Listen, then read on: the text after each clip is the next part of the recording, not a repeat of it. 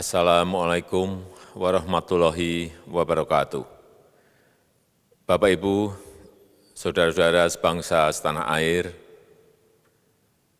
pagi tadi saya telah memimpin rapat terbatas secara virtual tentang Undang-Undang Cipta Kerja bersama jajaran pemerintah dan para gubernur.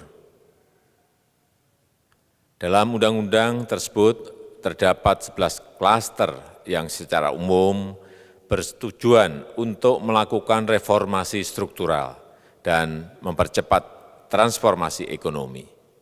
Adapun klaster tersebut adalah urusan penyederhanaan perizinan, urusan persyaratan investasi, urusan ketenagakerjaan, urusan pengadaan lahan, urusan kemudahan berusaha, urusan dukungan riset dan inovasi, urusan administrasi pemerintahan, urusan pengenaan sanksi, urusan kemudahan pemberdayaan dan perlindungan UMKM, urusan investasi dan proyek pemerintah, serta urusan kawasan ekonomi. Dalam rapat terbatas tersebut, saya tegaskan mengapa kita membutuhkan Undang-Undang Cipta Kerja. Pertama, setiap tahun ada sekitar 2,9 juta penduduk usia kerja baru, anak muda yang masuk ke pasar kerja, sehingga kebutuhan atas lapangan kerja baru sangat-sangat mendesak. Apalagi di tengah pandemi, terdapat kurang lebih 6,9 juta pengangguran dan 3,5 juta pekerja terdampak pandemi COVID-19.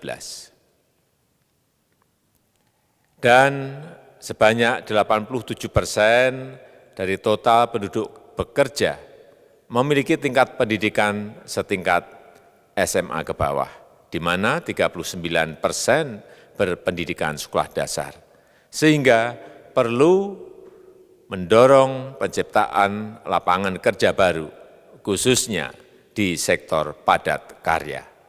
Jadi, Undang-Undang Cipta Kerja bertujuan untuk menyediakan lapangan kerja sebanyak-banyaknya bagi para pencari kerja serta para pengangguran. Kedua, dengan Undang-Undang Cipta Kerja akan memudahkan masyarakat, khususnya usaha mikro kecil, untuk membuka usaha baru. Regulasi yang tumpang tindih dan prosedur yang rumit dipangkas. Perizinan usaha untuk usaha mikro kecil, UMK, tidak diperlukan lagi, hanya pendaftaran saja. Sangat simpel.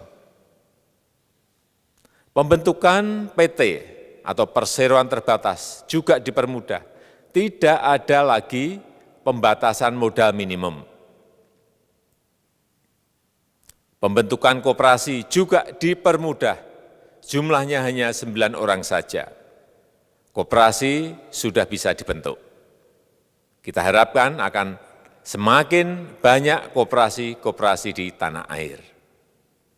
UMK, usaha mikro kecil, yang bergerak di sektor makanan dan minuman, sertifikasi halalnya dibiayai pemerintah, artinya gratis.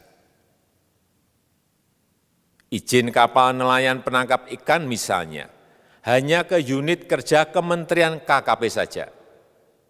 Kalau sebelumnya harus mengajukan ke Kementerian KKP, Kementerian Perhubungan, dan instansi-instansi yang lain, sekarang ini cukup dari unit di Kementerian KKP saja. Ketiga, Undang-Undang Cipta Kerja ini akan mendukung upaya pencegahan dan pemberantasan korupsi.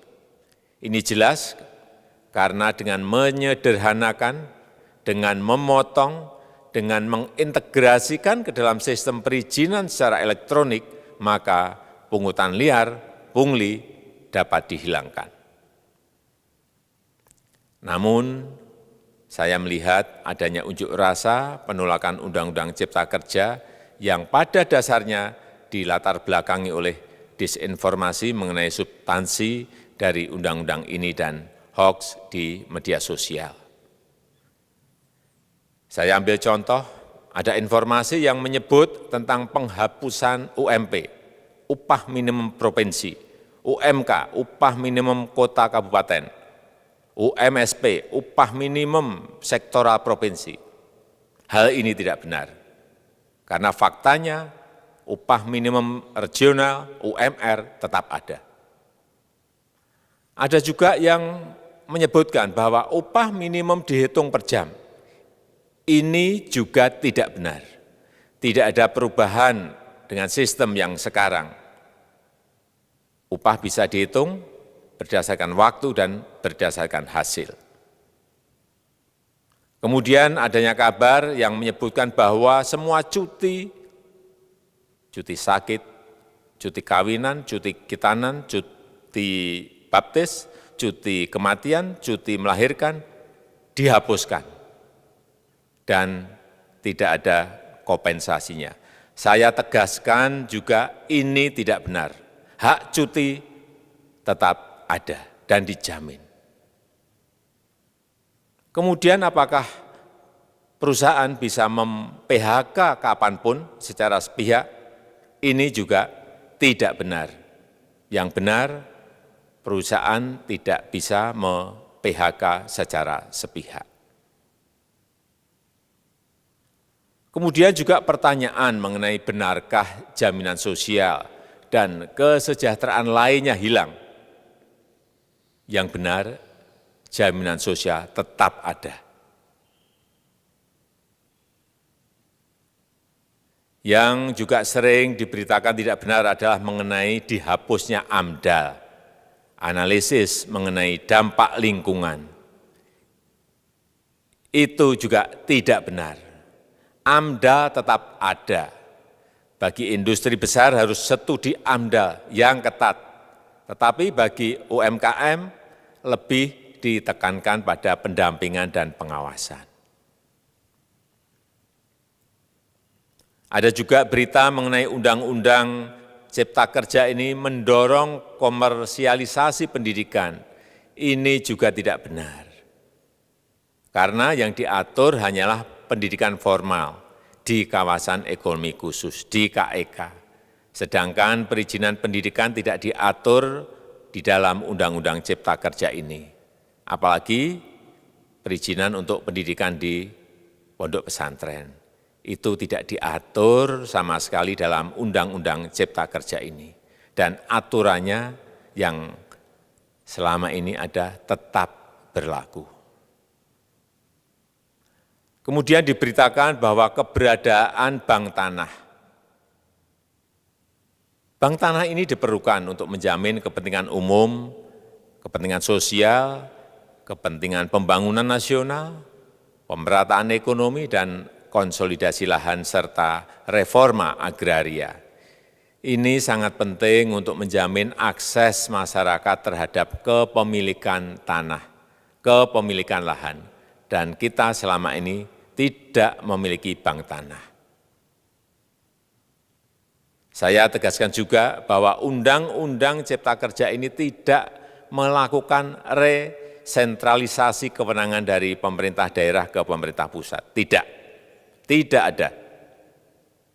Perizinan berusaha dan pengawasannya tetap dilakukan oleh pemerintah daerah sesuai dengan NSPK, norma, standar, prosedur, dan kriteria yang ditetapkan pemerintah pusat. Ini agar dapat tercipta standar pelayanan yang baik di seluruh daerah. Dan penetapan NSPK ini dapat nanti akan diatur di dalam PP atau peraturan pemerintah. Selain itu, kewenangan perizinan untuk non-perizinan berusaha tetap ada di Pemda, sehingga tidak ada perubahan. Bahkan kita melakukan penyederhanaan, melakukan standarisasi jenis dan prosedur berusaha di daerah. Dan perizinan berusaha di daerah diberikan batas waktu. Ini yang penting di sini. Jadi ada service level of agreement. Permohonan perizinan dianggap disetujui bila batas waktu telah terlewati. Saya perlu tegaskan pula bahwa Undang-Undang Cipta Kerja ini memerlukan banyak sekali peraturan pemerintah atau PP dan peraturan presiden atau Perpres. Jadi setelah ini akan muncul PP dan Perpres yang akan kita selesaikan paling lambat 3 bulan setelah diundangkan. Kita pemerintah membuka dan mengundang masukan-masukan dari masyarakat dan masih terbuka usulan-usulan dan masukan dari daerah-daerah. Pemerintah berkeyakinan melalui Undang-Undang Cipta Kerja ini jutaan pekerja dapat memperbaiki kehidupannya dan juga penghidupan bagi keluarga mereka. Dan kalau masih ada, jika masih ada ketidakpuasan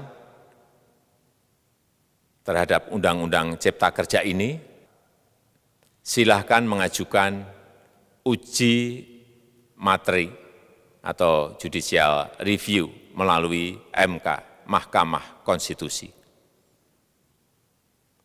Sistem ketatanegaraan kita memang mengatakan seperti itu. Jadi, kalau masih ada yang tidak puas dan menolak, silahkan diajukan uji materi ke MK. Saya rasa itu yang bisa saya sampaikan pada kesempatan yang baik ini.